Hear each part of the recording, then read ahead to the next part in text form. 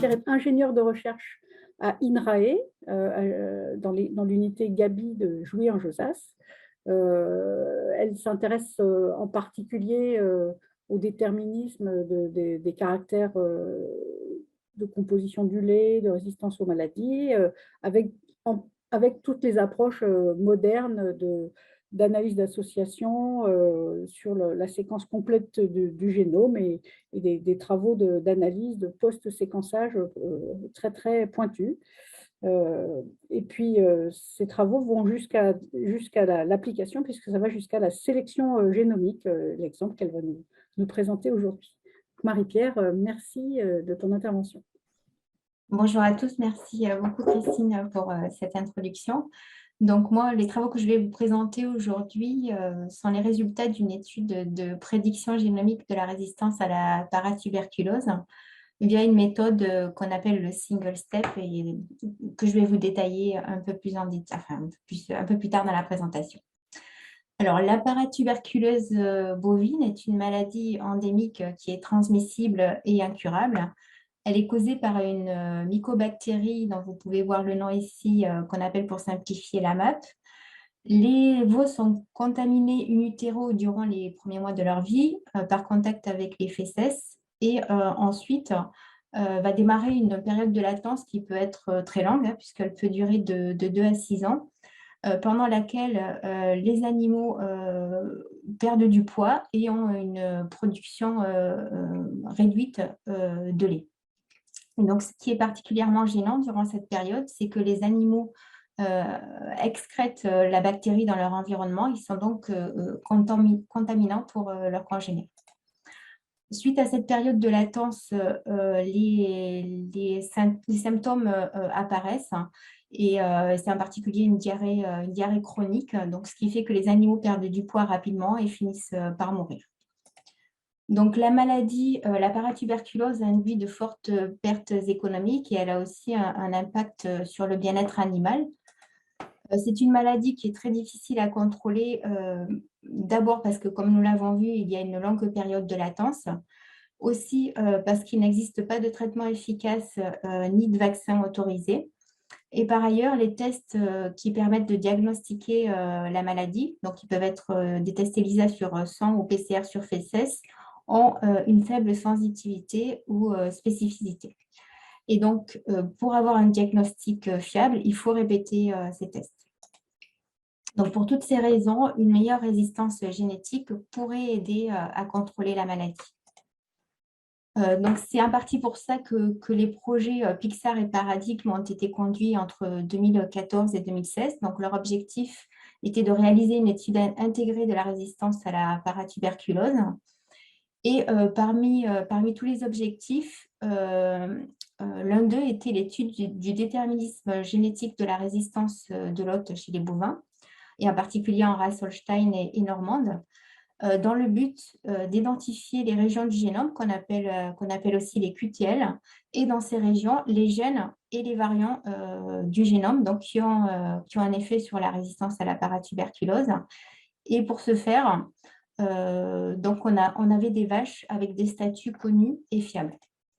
Donc, pour obtenir ces données, les vaches des troupeaux affectés, donc dans lesquels il y avait des cas qui sont représentés par les vaches rouges ici, ont été suivies par les GDS avec des tests réguliers, donc ELISA sur sang ou PCR sur fesses.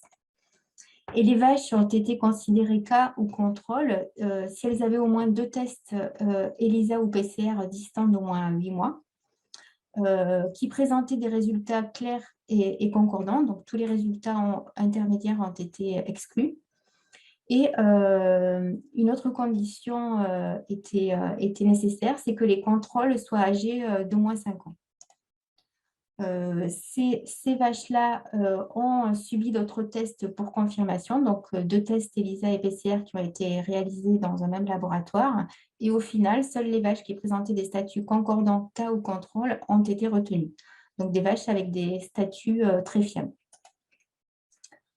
Ces vaches-là ont été génotypées pour la puce qui est utilisée en sélection génomique, donc une puce de génotypage qui contient plusieurs dizaines de milliers de marqueurs qui sont répartis sur tout le génome et des marqueurs dits SNP, donc qui correspondent en fait à une variation d'un seul nucléotide sur la séquence. Donc, vous voyez ici en gras les effectifs totaux qui ont pu être obtenus, donc des vaches qui avaient à la fois des statuts fiables et des génotypes en race normande et en Holstein, avec la répartition des cas et des contrôles dans chacune des races. Donc, grâce à ces données, on a pu faire une première étude qui nous a permis d'identifier les régions du génome avec un effet sur la résistance à la paratuberculose en réalisant ce qu'on appelle des analyses d'association ou des GWAS. Et on a pu faire ces analyses à partir des séquences reconstituées pour l'ensemble des vaches qui avaient été génotypées pour la puce grâce aux données du projet Mes génomes bovins. En fait, ce qu'on fait, c'est qu'on arrive à imputer, donc à reconstituer de manière statistique les génotypes au niveau de toute la séquence. Et avec des analyses de GWAS, on obtient ce type de graphe qu'on appelle un Manhattan plot, donc, où on voit ici les 29 autosomes bovins qui sont représentés. Et chaque pic représente une région du génome qui a un effet sur le caractère qui nous intéresse, donc en l'occurrence la résistance à la paratuberculose. Et cela signifie en fait qu'à cet endroit-là, il y a des gènes qui ont un effet, des variations dans ces gènes qui ont un effet sur le caractère. Donc, on a pu sélectionner les meilleurs candidats, les meilleurs variants candidats des résultats GWAS et on les a ajoutés sur la puce qui est utilisée en routine pour la sélection génomique. Donc, grâce au projet Pixar et Paradigme, on a pu montrer qu'il existait une composante génétique de la résistance à la paratuberculose. Grâce aux données qu'on avait en race Holstein, c'est-à-dire 1644 vaches avec des statuts fiables et des génotypes, on a pu constituer une première population de référence pour la sélection génomique, ce qui nous a permis de développer des équations à partir des effets des SNP de la puce, donc sans rentrer dans les détails, par une approche bayésienne. Et ensuite, il nous fallait une population de validation externe pour pouvoir valider ces équations, donc, et notamment estimer leur précision. Et on a pu donc avoir accès à des données supplémentaires, donc en race Holstein notamment, avec des vaches qui avaient à la fois un statut, donc cas au contrôle, et dont certaines étaient génotypées. Et donc, on a pu appliquer ces équations de prédiction qu'on avait développées sur les génotypes de ces nouvelles vaches et comparer ces prédictions génomiques au statut que nous avions par ailleurs. Et on a pu estimer, calculer une corrélation de 0,14, ce qui nous paraissait trop faible pour envisager de prédire ou de diffuser des prédictions génomiques à ce stade-là. Donc, avec les nouvelles données qu'on a reçues, donc en race Holstein, on avait environ 250 000 vaches avec des statuts, parmi lesquels quelques milliers avaient été génotypés. On a décidé de tester une nouvelle approche qu'on appelle l'approche single step qui permet de prendre en compte toute l'information disponible et en particulier l'information apportée par les vaches qui ont des statuts mais qui ne sont pas génotypées ou bien les vaches qui ont des statuts et qui ne sont pas forcément génotypées mais par contre qui ont un père ou un grand-père maternel génotypé. Et donc, l'approche single step permet de prendre en compte toute cette information et on pensait qu'en appliquant cette approche, effectivement, on allait pouvoir gagner en précision sur les valeurs génétiques. Donc, suite au projet Pixar et Paradigme, on a conduit une nouvelle étude pour mettre en place cette approche single step en incluant les SNP, les marqueurs qu'on avait sélectionnés de notre première étude d'association. Avec cette nouvelle approche, donc on avait plusieurs objectifs. D'une part, étudier le déterminisme génétique de la maladie, ou en tout cas a apporté de nouveaux résultats pour le déterminisme génétique avec le calcul de l'héritabilité et la mise en évidence de régions du génome, donc de QTL affectant ce caractère. On voulait également estimer le progrès génétique réalisé ces dernières années, ainsi que la précision et les facteurs de risque associés aux prédictions génomiques. Et enfin, l'objectif final était de préparer une évaluation génomique qui soit diffusable et utilisable en sélection. Alors, sur l'ensemble des vaches que nous avons eues avec des statuts, donc il y avait quelques milliers de vaches issues des projets Pixar Paradigm, plus beaucoup d'autres vaches qui avaient des statuts déduits de données sérologiques enregistrées depuis 2015. Donc, vous pouvez voir ici que nous avions un peu plus de 228 000 vaches non infectées et 19 000 vaches infectées. Donc, on a fait un tri sur ces vaches pour sélectionner les vaches qui avaient vraiment été exposées à la bactérie. Donc, pour ça, on a sélectionné les vaches qui avaient au moins 3 ans pour les contrôles et on a sélectionné les vaches dans les troupeaux où on avait au moins une vache infectée et une vache non infectée qui étaient nées la même année. En faisant ça, on s'assurait que toutes les vaches avaient été exposées à la maladie. Et donc, on voit qu'on élimine, en appliquant ce filtre, on élimine beaucoup de vaches, puisqu'au final, il nous reste un peu moins de 57 000 vaches, dont presque 43 000 sont des contrôles et presque 14 000 des cas. Donc, je vais passer rapidement, mais donc on a mis en place la méthode dite single step. Donc, en fait, on essaye d'expliquer le statut de chaque vache avec différents effets. Donc, les effets, on va dire, de l'environnement, les effets qui sont des effets fixés, comme par exemple la combinaison du troupeau et de l'année de naissance, le mois de naissance ou le test ELISA utilisé. Et on a des effets, dans le modèle, des effets aléatoires, donc génétiques et résiduels. Et l'effet génétique est estimé via une matrice de parenté donc qui est calculée à la fois en utilisant l'information génomique, donc apportée par les marqueurs de la puce, et l'information pédigrée. Voilà, pour résumer un petit peu cette méthode. Et grâce à cette méthode, on peut estimer des valeurs génétiques pour le caractère qui nous intéresse, donc la résistance à la paratuberculose, pour l'ensemble des animaux du pédigré. Alors, avec cette méthode, donc, on a pu estimer l'héritabilité du caractère, c'est-à-dire la part de la variabilité du phénotype qui est expliquée par la génétique. Et on a estimé cette valeur à 0,14. Donc, c'est une héritabilité qui est très modérée, mais elle est équivalente à l'héritabilité qu'on estime généralement pour les cellules du lait, par exemple, et bien supérieure à l'héritabilité qu'on a pour les mammifères cliniques. Et elle est également cohérente avec les résultats de la littérature pour ce caractère. Désolée. Ensuite, on a estimé l'évolution génétique de la résistance à la paratuberculose. Alors pour ça, on a calculé les moyennes des valeurs génétiques qu'on avait estimées grâce à la méthode single step par année de naissance. Donc pour avoir des valeurs relativement précises, on a gardé les vaches qui avaient des statuts et qui étaient nées entre 2008 et 2017, et les taureaux nés entre 2000 et 2014 avec au moins 10 filles qui avaient des statuts. Donc, vous voyez ici les évolutions qu'on a pour les taureaux en vert et pour les vaches en rouge. Donc, on voit que l'évolution est relativement modérée, mais elle est favorable, c'est-à-dire qu'elle va dans le bon sens vers une meilleure résistance à la paratuberculose. Et en particulier, on voit que pour les taureaux, entre les taureaux qui sont nés entre 2000 et ceux qui sont nés entre 2014, on a une évolution de plus de 0,6 écart type génétique. Ensuite, on a voulu voir quelle était la précision des valeurs génétiques qu'on avait calculées. Donc, pour une évaluation génétique, généralement, ce qu'on cherche à faire, c'est à partir d'une population de référence qui contient des animaux avec des phénotypes, donc là, en l'occurrence des statuts pour la résistance, pour la paratuberculose, pardon, et des génotypes.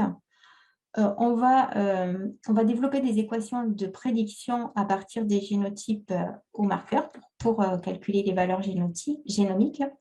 Et on va pouvoir appliquer ces équations de prédiction aux animaux candidats, c'est-à-dire les animaux qui sont génotypés, puisqu'on peut génotyper les animaux très jeunes, mais qui n'ont pas forcément, qui n'ont pas encore de phénotype.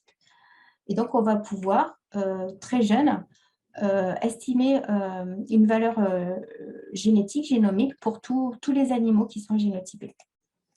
Quand on veut estimer la précision de ces valeurs génétiques, c'est exactement le même principe, sauf que on va diviser notre population de référence en deux populations, une population d'apprentissage et une population de validation.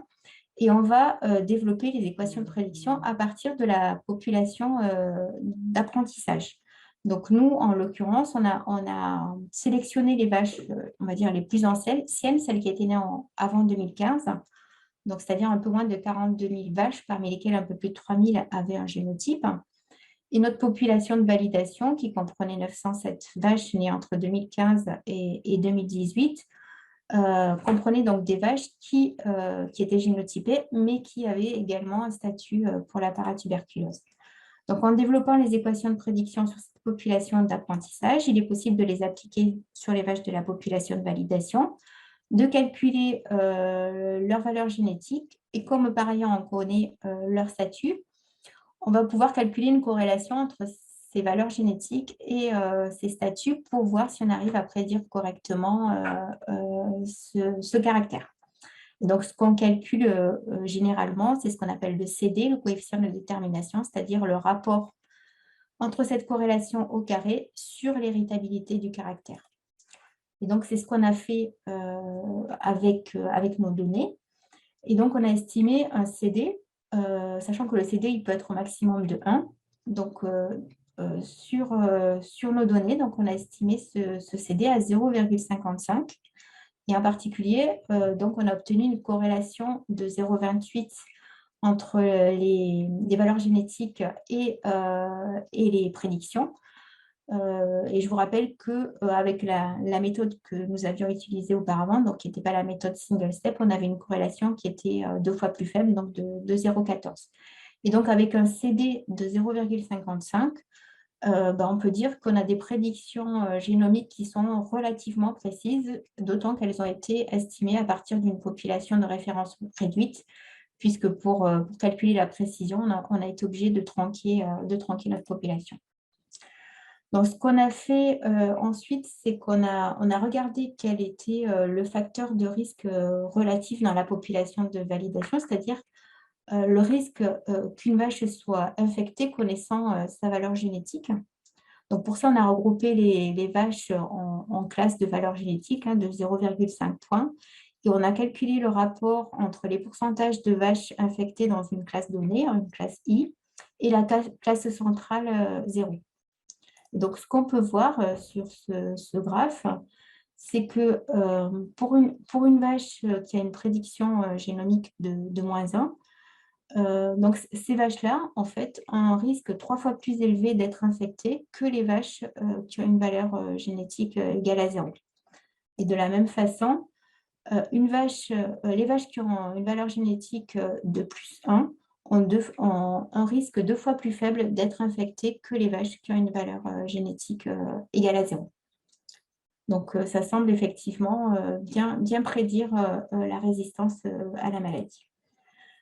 Sur ce graphe-là, on peut voir la relation entre la probabilité d'infection alors donnée et les valeurs génétiques en fonction de l'incidence du troupeau. Donc, vous voyez ici qu'il y a 4 niveaux d'incidence, donc 10%, 20%, 30% ou 40% et plus. Et donc, ce que nous dit ce graphe, c'est que la probabilité d'infection des vaches qui ont une valeur génétique égale à -1 est d'autant plus élevée que l'incidence dans le troupeau est forte, donc ce qui fait sens puisque ces vaches-là ont été prédites comme sensibles à la maladie. En revanche, les vaches qui ont des valeurs génétiques de +1, alors pour ces vaches-là, la probabilité d'infection est faible, quelle que soit l'incidence de la maladie dans le troupeau. On a également, grâce à cette méthode, pu faire de nouvelles analyses d'associations, donc en prenant en compte plus de données. Donc, on utilise une autre méthode, mais globalement, on a le même type de résultat, sachant que chaque pic ici représente une région du génome qui a un effet sur le caractère. Donc, on voit qu'on retrouve des QTL qui avaient été identifiés lors de la première étude, et en plus, grâce aux nouvelles données, on met en évidence de nouveaux QTL. Alors, pour conclure, donc, grâce à cette étude, on a montré qu'on peut prédire la résistance à la paratuberculose en utilisant les génotypes de la puce qui est utilisée en routine pour la sélection génomique chez les bovins. Donc, notre étude portait sur la race Holstein. Et on montre également qu'on a intérêt à appliquer une approche single step qui prend en compte toute l'information disponible à un moment donné. Actuellement, on conduit le même type de travaux en race normande, et en particulier, ce qu'on est en train de faire, c'est d'étendre la population de référence en génotypant les vaches qui ont des statuts pour la paratuberculose. Et d'ici quelques mois, un an, on devrait avoir des résultats du même type qu'en Holstein. Et cette méthodologie est potentiellement applicable à d'autres races pour peu qu'on réussisse à avoir suffisamment de données, donc des vaches qui ont à la fois des statuts et qui sont génotypées. Parallèlement à ça, il y a des travaux complémentaires sur l'étude de la résistance à la paratuberculose, notamment sur les mécanismes de résistance. Donc, comme je vous l'ai montré, on a identifié des régions du génome qui ont un effet sur la résistance à la paratuberculose. Et maintenant, ce qu'on va chercher à voir, c'est quels gènes sont dans ces régions et comment ils agissent sur cette résistance. Il y a également des travaux qui sont conduits sur l'infectiosité des souches de MAP et sur la modélisation des mesures de contrôle. Alors, en pratique, donc les index sont calculés maintenant en routine et ils sont diffusés depuis le mois d'avril de cette année. Alors, pour l'instant, sous forme de 4 classes donc, en race Holstein. C'est-à-dire que les animaux qui ont des valeurs génomiques inférieures à -1 sont considérés comme très sensibles, celles qui sont entre -1 et -0,5 sensibles, entre -0,5 et 0,5 donc standard, et au-delà de 0,5, on considère qu'elles sont résistantes. Et donc, cette diffusion se fait par l'intermédiaire des entreprises de sélection pour leurs animaux, pour les animaux de leur programme, et par les GDS pour la maîtrise intra-troupeau. Voilà, et donc, je remercie l'ensemble des partenaires qui ont participé à cette étude et les financeurs des projets Pixar et Paradigme. Et merci à vous pour votre attention. Merci beaucoup, Marie-Pierre, pour cette présentation. Christelle, est-ce que nous avons des questions dans le écrite? Non, pour le moment, je ne vois pas de questions écrites, mais sans doute que les auditeurs vont en avoir sans tarder. Alors, est-ce que les auditeurs veulent se lancer? J'en vois un. Je vois une qui vient d'arriver, oui. Alors, quelles autres maladies pourraient être concernées? Ce que demande Paul Créa. Alors, par la génétique, j'imagine? Oui, par cette méthodologie. Par cette méthodologie. Alors, on a plusieurs travaux dans l'équipe sur différentes maladies, certaines depuis plusieurs années. On étudie en particulier, par exemple, on s'intéresse aux mammites et aux cellules. On a des travaux aussi qui portent sur la mortalité en général, l'immunité. Des travaux également sur l'acétonémie, les lésions, les pathologies des pattes. Et donc, acétonémie, pathologie des pattes et maintenant paratuberculose, tous ces caractères sont indexés aujourd'hui en routine. Ensuite, on a des travaux plus exploratoires, on va dire, sur d'autres maladies. Alors, on étudie beaucoup les anomalies génétiques, par exemple. Et puis des travaux sur, voilà, comme je l'ai dit, plus sur l'immunité en général, la mortalité aussi chez le jeune, donc qui est liée aussi à l'immunité, sur une maladie qui s'appelle la sarcosporidiose et qui entraîne des défauts notamment sur les carcasses des animaux. On débute des travaux aussi sur les stromples, donc qui sont des parasites. Et puis voilà, je pense que j'ai à peu près fait le tour de tous les travaux en cours dans l'équipe. On voit qu'il y a un beau potentiel. Ouais, là, on a pas mal de projets en cours. Ouais, merci Marie-Pierre. Il y a une question sur la présence d'effets génétiques corrélés, négatifs ou positifs, vis-à-vis d'autres critères zootechniques ou sanitaires. Alors, entre la résistance à la paratuberculose, c'est ça? Ouais, et d'autres critères d'intérêt. Ouais. Alors, on a effectivement on a calculé les corrélations entre les différents index. Donc, d'un côté, résistance à la paratuberculose et puis tous les index production laitière, par exemple, mamite, etc. Globalement, les corrélations sont plutôt très faibles. Mais effectivement, on constate une corrélation légèrement positive avec les caractères de production laitière. Et c'est ce qui pourrait peut-être expliquer cette évolution favorable finalement de la résistance à la paratuberculose au cours du temps, puisqu'on sélectionne les caractères laitiers depuis longtemps. Merci. Une autre question peut-être, Christelle? Oui, il y en a une qui vient d'arriver dans le bouton QR. Est-ce que le CRISPR pourrait être un outil? Alors, je pense qu'avant ça, il y a beaucoup de travail. Déjà, comme je vous l'ai dit, pour l'instant, on a identifié les régions du génome qui ont un impact sur la résistance à la maladie. Dans ces régions, on a identifié également quelques gènes candidats, mais pour l'instant, on n'est pas sûr que ce sont les gènes vraiment qui impactent le caractère. Par ailleurs, dans ces gènes, il faut aussi trouver les mutations responsables des effets. Et effectivement, on peut imaginer que si on trouve une mutation qui a un effet très fort sur la résistance à la maladie, ça pourrait être intéressant. Alors déjà, les méthodes de type CRISPR permettraient de valider fonctionnellement les mutations qui sont identifiées. Après, si c'est pour utiliser cette méthodologie pour aller plus loin, je ne sais pas, pour créer des animaux, on va dire, qui ont les mutations favorables, ça c'est bon, après c'est notre débat, je pense. D'accord, merci. Je ne vois pas d'autres questions. Donc, pour revenir sur les applications, enfin l'application pratique, donc maintenant, en fait, les index sont calculés et donc les éleveurs, un éleveur qui veut savoir enfin, qu'est-ce qu'il peut faire de ces index et à qui il s'adresse pour les avoir? Alors, déjà, c'est via les organismes de sélection, en fait, qui gèrent ça avec leur programme de sélection. Et donc, ils vont pouvoir effectivement savoir si, par exemple, les vaches qui sont dans leur troupeau sont plutôt sensibles ou résistantes. Et en fonction de ça, gérer leurs accouplements, en fait. Ou alors soit réformer les vaches très tôt, si on sait qu'elles sont très sensibles, hein, donc ce n'est pas la peine de les garder si on sait que elles vont être malades assez rapidement.